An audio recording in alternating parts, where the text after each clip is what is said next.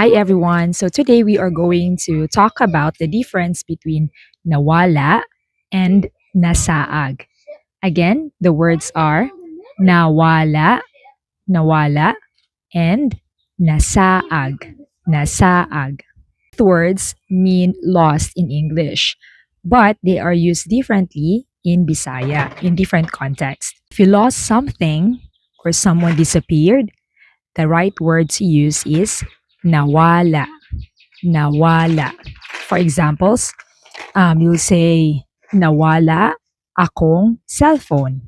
It means, I lost my cell phone. Nawala.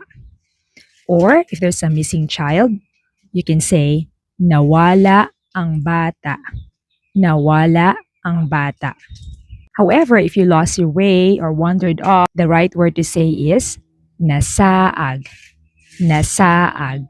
So, for example, you're in a hike and you wandered off the original plan or the course of the hike. You can say nasaag ko. Nasaag ko.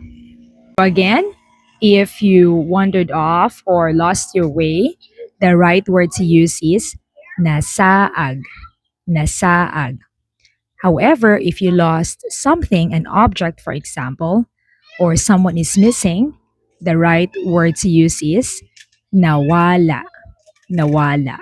Hope you learned something new today. And if you enjoy these bite-sized lessons, don't forget to like, share, and subscribe to our channel. Again, this is Teacher Joanne. Hangtod sa sunod. Salamat!